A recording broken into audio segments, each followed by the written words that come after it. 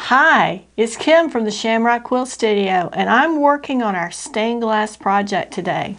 A little bit of sewing, a little bit of trimming, and we're ready to go. So we'll start right after this.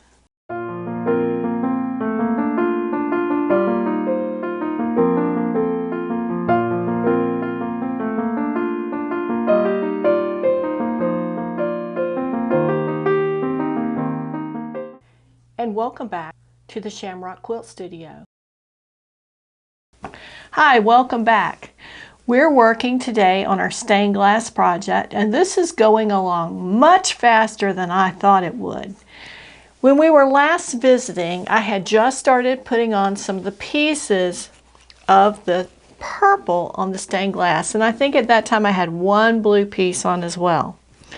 And we talked a little bit about how we put it on. So I've got a piece here. I just wanted to review that with you. I am putting on this double yellow piece here, and I decided to do it by cutting a piece of fabric, not at the exact size and shape that I needed, but to cut one a little bit bigger so that we could sew both of them at the same time, save us a little bit of time. And as you notice, I have put on all of the purple ring around the outside, the blue, which represents the sky, back behind the stained glass, and I've got the red, green, and orange pieces all completed. And it worked just like we talked about last time. I placed them on the fabric right side up with a little bit of glue to hold them in place. And I am using the applique glue,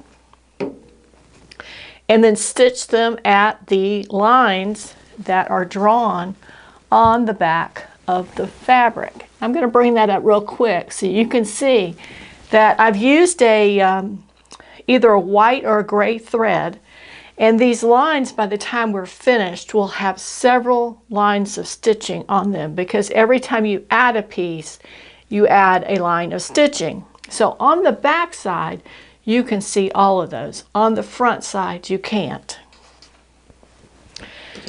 So we've got all those done. All we have to do is the little flower in the center and the yellow pieces.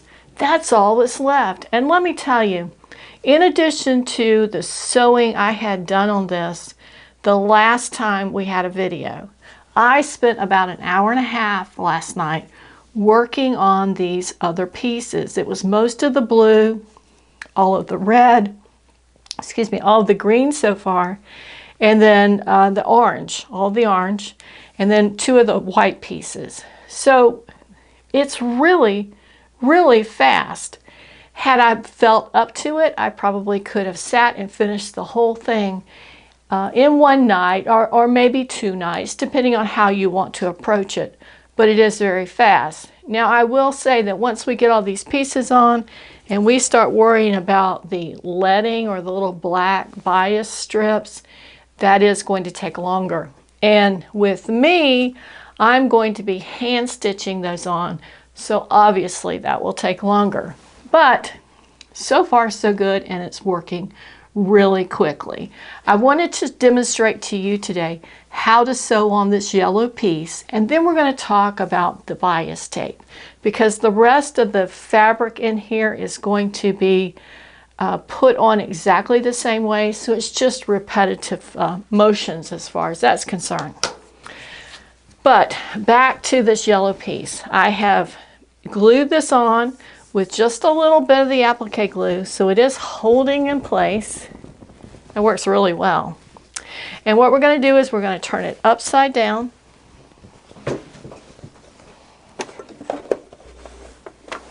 And we're going to stitch it on. And what I decided worked best was to start right up here and stitch down one side and around, and then come on around the second side and stitch back to the center.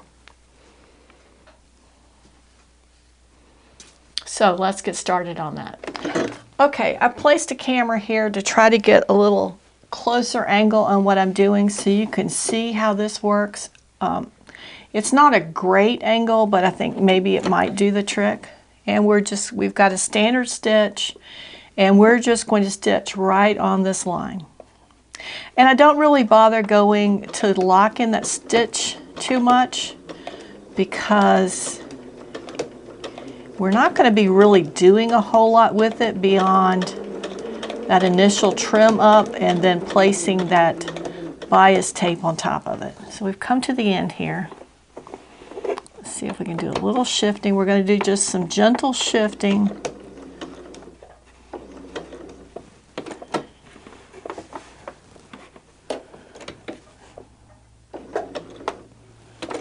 Then we're going to do a little more of an angle.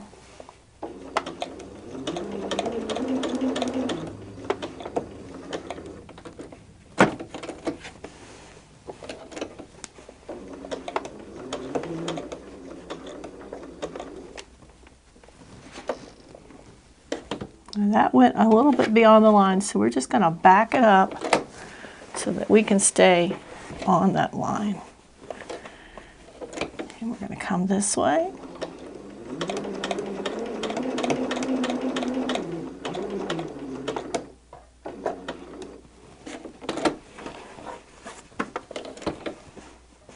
Now we're joining up here to a place where it already has stitching. So we're either going to stitch right on top of that stitching or right next to it. But we're going to be super duper close. And here we're going to turn it again. I'm going to go this way.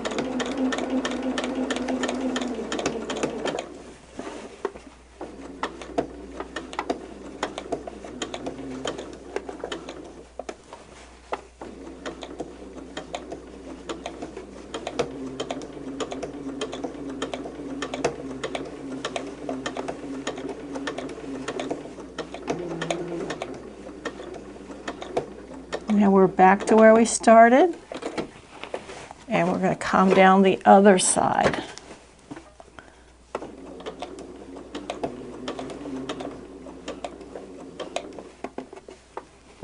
A little bit off track.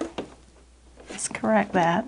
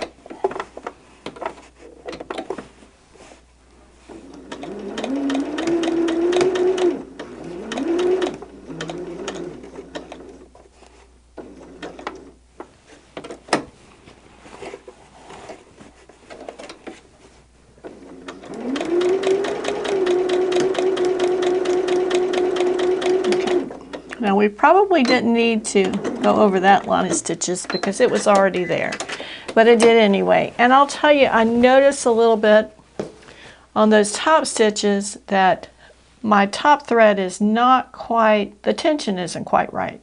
But for this, that's not going to matter. So let's close this out. Okay. And go back to this.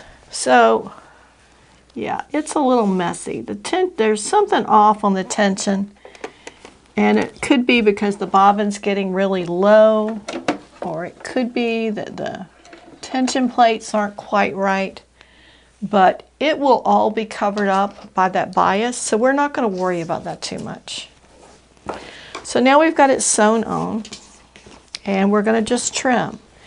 And with that trimming, I showed you that before, that you're going to just trim right at that seam line. And I'm going to just quickly do one side so you can see that. And then we're going to talk about the leading.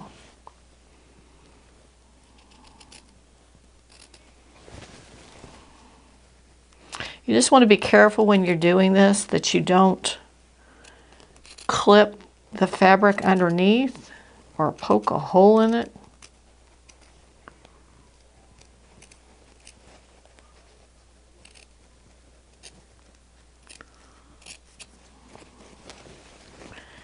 There we've got one side of it done.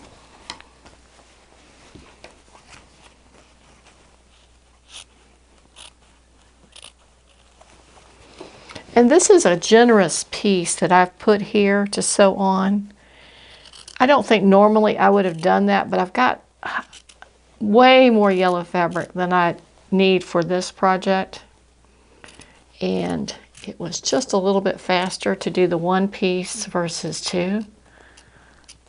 It's less trimming.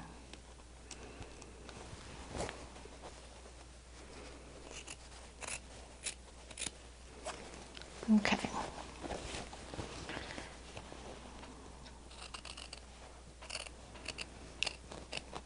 These little scissors, they trim the best at the very end.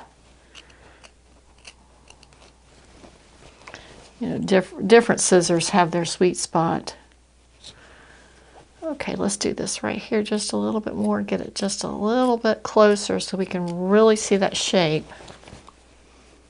I don't know how much of that we're going to be able to maintain with that bias strip, but we're going to try our best to get the shape shown just like it should be. Oops, got stuff going everywhere. Okay, and there it is. We've got two of them on there. We're halfway there. So I've got two more yellows to put in, and then this flower right in the center, which is just, it's going to be red and green, and then have a purple circle to kind of bring that purple from the outside into the inside. And we're going to be finished with all the colors on this stained glass. And I think even now you can see how vibrant that is. But if you will pay attention right here where I have added a piece of the black bias tape, you can really begin to see how it's showing up as a stained glass as opposed to just fabric colored design. Now, my intention when we started this was to use the bias bars, which I don't know where they have gotten to today, and the adhesive, the double-sided adhesive. However, as is the case with most of my projects, as I start, I begin to find things that in my mind worked really well, but in practice don't so much. And that issue today on this project is the fact that the smallest bias pressing bar we have is a 1/4 inch. And that means that this is the size of that 1/4 inch. And it's going to be a little big. In some of these areas where you've got really small things, you can see how much room that black bias there takes up versus how much this takes up. And I'll insert a photograph up here so you can see comparatively the difference in the sizes.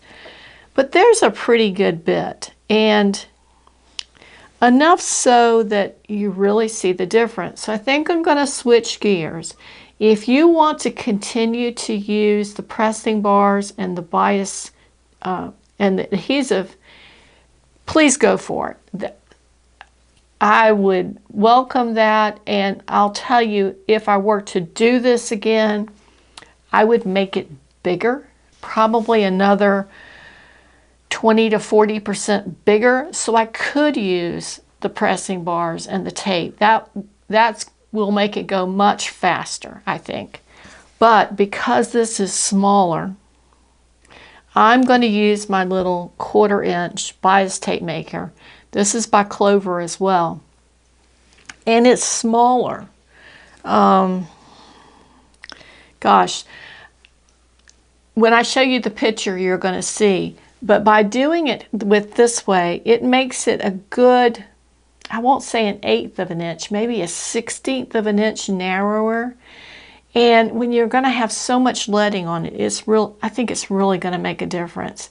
And what we're going to do is we're going to make the bias tape with the Clover tape maker, and we're going to spray it and run it through the tape maker and iron it so we can hold that fold. That's my major complaint with these bias tapes that you make by ironing them, is they don't stay folded. So I hope that's going to really do the trick for us. And we're going to be making it in small, gosh, what is this going to be? This is going to be maybe 10 inches. They're going to be some, no, it's a little bit bigger than that. I'm measuring the wrong end because we're cutting it on a bias. It's going to be 14 inches. So they're going to be little 14-inch pieces, and I think we can just get a little foam core board or something and pin the ends in so that once we press it, they'll stay pressed. And just use the shorter links to do this. I think that will work because all of these, I guess if you were really good at it, you could use a big long strip. But for me, I'm going to use the little shorter strips so I can put it in place and go with it. And let me tell you, instead of using the tape, we're going to use the applique glue. That's what I did here on this little piece last night, just as a test, and it worked wonderfully. In little short pieces with the applique glue, we're going to put it down, we're going to glue it, and then we're probably going to wait till the following evening to sew it in place. Okay, so that's where we are. We're just about finished with the colors. We're getting ready to go into the bias binding, and everything so far is working well.